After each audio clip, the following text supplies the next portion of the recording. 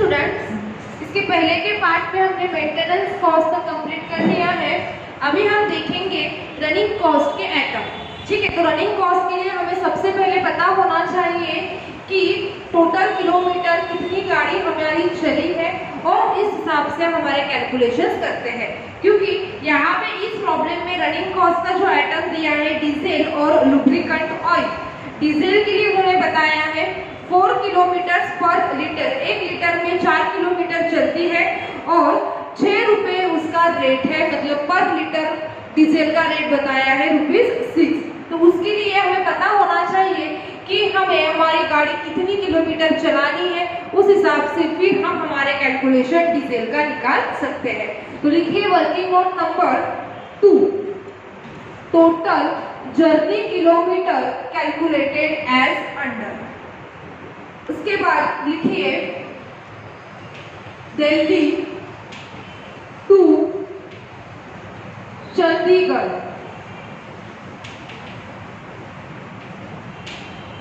Delhi to Chandigarh. उसके बाद नीचे लिखिए Delhi to Agra.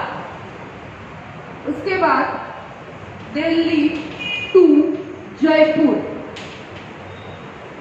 Total kilometre calculate करते समय पैसेंजर के रिलेटेड कोई भी डिटेल्स यहाँ पे नहीं लेनी है। हम कौन सी डिटेल्स लिखते हैं? डिस्टेंस कितना है, दिल्ली टू चंडीगढ़ का डिस्टेंस कितना है? दिल्ली टू चंडीगढ़ का डिस्टेंस है 150 किलोमीटर जाने का और उसी दिन रिटर्न आएगी। इसका मतलब 2 ट्रिप्स होने वाली है, तो 150 मल्टीप्लाइड बाय 2 कितने दिन का हमें कैलकुलेशंस निकालना है? तो 8 दिन का, 8 दिन का वो टूर कर रही है Delhi to Chandigarh. Delhi to Chandigarh 150 kilometre का डिस्टेंस जाने का और रिटर्न आने का 150, इसीलिए मल्टीप्लाइड बाय 2 और हमें कैलकुलेशन निकालना है 8 दिन का, इसीलिए मल्टीप्लाइड बाय 8 डेज। इसका आपका आंसर आ जाएगा 2400। इसी तरह निकालिए दिल्ली टू आगरा। दिल्ली टू आगरा का डिस्टेंस कितना है? 120 किलोमीटर जाने का, रिटर्न आने का भी 120, इसीलिए मल्टीप्लाइड बाय 2 और ये कैलकुलेशन निकालना है हमें 10 दिन का, क्योंकि 10 दिन दिल्ली टू आगरा बस चली है। तो इसका आपका आंसर आ जाएगा 2400 किलोमीटर। उसी तरह अभी आपको निकालना है दिल्ली टू जयपुर का। दिल्ली टू जयपुर का निकालते समय किलोमीटर देख लीजिए कितना है, 270 किलोमीटर जाने का डिस्टेंस और रिटर्न आने का भी 270, इसीलिए मल्टीप्लाइड बाय 2। और ये जो कैलकुलेशन करेंगे हम 6 दिन का निकालेंगे। क्यों? क्योंकि दिल्ली टू जयपुर बस चली है 6 दिन, तो इसीलिए इसका आंसर आ जाएगा 3240। तीनों के एडिशन कीजिए, आंसर आ जाएगा 8040 किलोमीटर। मतलब टोटल जर्नी कितनी? तो 8040 किलोमीटर हमें बस को चलाना है। पहले 8 दिन दिल्ली टू चंडीगढ़, उसके बाद 10 दिन दिल्ली टू आगरा, उसके बाद दिल्ली टू जयपुर। इस तरह वो 8040 किलोमीटर वो बस चलने वाली है। तो अभी हमें उसके लिए डीजल कितना लगेगा, तो लिखिए पहले पॉइंट रनिंग कॉस्ट डीजल। लिखिए डीजल। ठीक है, डीजल के बारे में उन्होंने क्या बताया है? 4 किलोमीटर पर लीटर, 1 लीटर गाड़ी में पेट्रोल डाला तो 4 किलोमीटर वो चल रही है। हमें गाड़ी को कितना किलोमीटर चलाना है? 8040 किलोमीटर। तो उसके लिए हमें कितना पेट्रोल डालना पड़ेगा? हमें कैलकुलेशन कितने किलोमीटर का निकालना है, ये ध्यान रखिएगा। 8040 किलोमीटर का हमें कैलकुलेशन निकालना है। जो निकालना है उसको लिखा बीच में, यहाँ लिखे किलोमीटर, तो इसीलिए यहाँ पे भी हम लोग क्या लिखेंगे? किलोमीटर। कितना? 4 किलोमीटर के लिए 1 लीटर पेट्रोल लगता है, तो 8040 किलोमीटर के लिए कितना? 4 किलोमीटर के लिए 1 लीटर पेट्रोल, तो 8040 किलोमीटर के लिए कितना? इस तरह से इक्वेशन बनेगा। इसका आपका आंसर आ जाएगा 8040 मल्टीप्लाइड बाय 1 डिवाइडेड बाय 4। इसका आपका आंसर आ जाएगा 210 लीटर आपको गाड़ी में डीजल डालना है। ठीक है, 2010। तो 1 लीटर की कॉस्ट कितनी बताइए? 6 रुपए। तो मल्टीप्लाइड बाय 6 कीजिएगा, 2010 मल्टीप्लाइड बाय 6 आंसर आ जाएगा 12,060। 12,060 मतलब डीजल के पीछे कितना खर्चा जा रहा है? 12,060। कैसे निकाला? उन्होंने क्वेश्चन में दिया था कि 4 किलोमीटर गाड़ी चलाने के लिए 1 लीटर पेट्रोल लगता है, बराबर। पर हमें पता चल गया हमारी गाड़ी चलने वाली है 8040 किलोमीटर, इसीलिए जो कैलकुलेट करना है उसको बीच में लिखा। 4 किलोमीटर के लिए 1 लीटर पेट्रोल लगता है, तो 8040 किलोमीटर के लिए कितना? तो 2010। उसी तरह 1 लीटर की कॉस्ट बताइए 6 रुपए, तो 2010 लीटर की कॉस्ट कितनी लगेगी? 12,060। तो इस तरह से डीजल का कैलकुलेशन निकाल लिया है। अभी हम लिखेंगे लुब्रिकेंट ऑयल। अभी वीडियो को आप पॉज करके लुब्रिकेंट ऑयल खुद से भी निकाल सकते हैं, और नहीं आता होगा ऐसी बात तो होनी नहीं चाहिए, क्योंकि इससे पहले भी हमने बहुत बार पॉइंट पढ़ा है। लुब्रिकेंट ऑयल क्या बताया है? लुब्रिकेंट ऑयल के बारे में उन्होंने ₹10 पर 100 किलोमीटर, मतलब इन्होंने ये बोला है कि 10 रुपए पर लीटर ऑयल आपको लग रहा है 100 किलोमीटर के लिए, मतलब 100 किलोमीटर आपको चलना होगा, तो 10 रुपए का आपको उसके पीछे खर्चा आएगा। तो हमारी गाड़ी कितना किलोमीटर चलने वाली है? तो 8040। तो डायरेक्टली लिख लेते हैं हम इक्वेशन, जो निकालना है उसको बीच में लिखा। ये क्या है? हमारे किलोमीटर, तो यहाँ आएंगे भी किलोमीटर। जो इंफॉर्मेशन दी है उसमें से देखना 10 रुपए या किलोमीटर, तो यहाँ हम लिखते हैं हमेशा किलोमीटर लिखते हैं। और यहाँ क्या लिखेंगे? फिर आप 10 भी लिख सकते हैं या फिर 1 भी लिख सकते हैं, क्योंकि डायरेक्टली मल्टीप्लाई करेंगे तभी भी आंसर उतना ही आने वाला है। 100 के लिए 1 लीटर, तो 8040 के लिए कितना? इसका आपका आंसर आ जाएगा 80.4। फिर इससे मल्टीप्लाई कीजिए कॉस्ट से ₹10, आंसर आ जाएगा आपका 804। डायरेक्टली आप ऐसे भी लिख सकते थे, 100 किलोमीटर के लिए 10 रुपए लगते हैं, तो 8040 किलोमीटर के लिए कितना? इस तरह से भी आप लिख सकते हैं, पर जो स्टेप्स है इसीलिए मैंने चेंज नहीं की, क्योंकि आगे मैंने इससे पहले जो पॉइंट्स पढ़ाए इसी हिसाब से उसको पढ़ाए थे। 100 किलोमीटर के लिए 10 रुपए लगे, तो 8040 किलोमीटर के लिए कितना? करके देख लीजिएगा, यही आपका आंसर आएगा। 2 ही वैल्यू थी इसमें, दोनों की टोटल कीजिए और बाहर निकालिए total running cost. Point number C, total running cost. इसकी आपकी टोटल आ जाएगी 12,864। इस तरह से हमने रनिंग कॉस्ट की टोटल कर ली है। अभी हम निकालते हैं टोटल ऑपरेटिंग कॉस्ट। तीनों की टोटल कीजिए, टोटल ऑपरेटिंग कॉस्ट आ जाएगी आपकी 29,904। इसमें प्लस करना पड़ेगा अभी हमें प्रॉफिट और पैसेंजर टैक्स, वो हमेशा करना पड़ेगा क्या? नहीं, जब प्रॉब्लम में दिया होगा तभी करना है।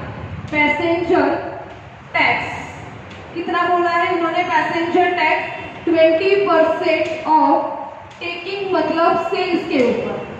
और प्रॉफिट कितना बोला है उन्होंने? प्रॉफिट 30% ऑफ सेल्स, मतलब टेकिंग। इस तरह इसकी टोटल कितनी आ जाएगी? 50% ऑफ सेल्स। जब सेल्स के ऊपर निकालना रहता है तब 100 माइनस 50 करना, कितना आ जाएगा? 50। जब सेल्स के ऊपर दिया है तब ये एक्स्ट्रा के स्टेप्स आपको करनी है। तो इक्वेशन किस तरह से बनेगा इसका? 50 के लिए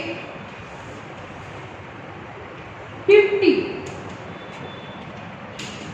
तो 29,904 के लिए कितना? इसका कैलकुलेशन कीजिए और बताइए आपका आंसर कितना आता है।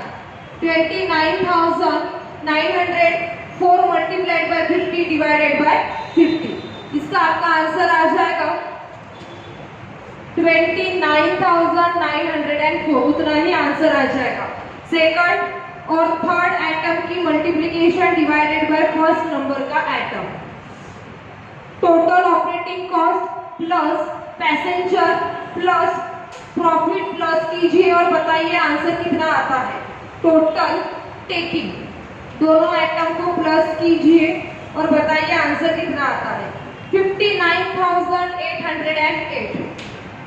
इस तरह से हमने टोटल टेकिंग, टोटल खर्चा पता कर लिया है कितना लग रहा है। तो अभी हम पता कर सकते हैं कि पर पैसेंजर किलोमीटर कितना हमें खर्चा लगा है। उसके लिए क्या फॉर्मूला है, पर passenger kilometre is equal to total taking divided by total passenger kilometre. हम क्या कैलकुलेट कर रहे हैं उसके ऊपर ध्यान दीजिएगा। हम कैलकुलेट कर रहे हैं पर पैसेंजर किलोमीटर, मतलब पर किलोमीटर, 1 किलोमीटर के लिए मुझे कितना चार्ज करना है, 2 किलोमीटर के लिए मुझे पैसेंजर से कितने पैसे लेने हैं वो मैं पता कर रही हूँ। तो टोटल टेकिंग है हमारा 59,808 divided by total passenger kilometre है 3,72,000। इसका आपका आंसर आ जाएगा 0.16। तो पर किलोमीटर 16 पैसे में चार्ज कर रही हूँ। कितने पैसे चार्ज कर रही हूँ? 16 पैसे। तो अभी हमें पता करना पड़ेगा टिकट कितनी रखनी है। मुझे पता है टिकट इतनी रखूंगी कि 1600 पैसे नहीं, मैंने जो कैलकुलेट किया है वो पर किलोमीटर का किया। 1 किलोमीटर में मेरी गाड़ी जाएगी तो 16 से पैसे मतलब 16 पैसे मुझे चार्ज करने हैं, ये मैंने डिसाइड किया है। पर दिल्ली टू चंडीगढ़ कितना किलोमीटर गाड़ी चलने वाली है? 150। Delhi to Agra 120, Delhi to Jaipur 270 kilometre गाड़ी चलेगी। तो पर किलोमीटर के लिए इतना, तो 150 के लिए कितना, इस तरह से हमें उसका आंसर कैलकुलेट करना पड़ेगा। टिकट रेट नीचे लिखिए, टिकट रेट दिल्ली टू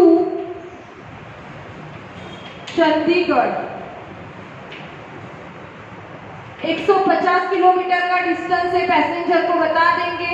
पर किलोमीटर 16 पैसे हम लेते हैं, तो टोटल टिकट हम कितनी चार्ज करेंगे? 24.15। उसके बाद Delhi to Agra 150 kilometre, sorry Delhi to Agra का डिस्टेंस है 120 किलोमीटर मल्टीप्लाइड बाय 16 पैसे। इसके ऊपर हम चार्ज करेंगे ₹19.32, ₹19.32।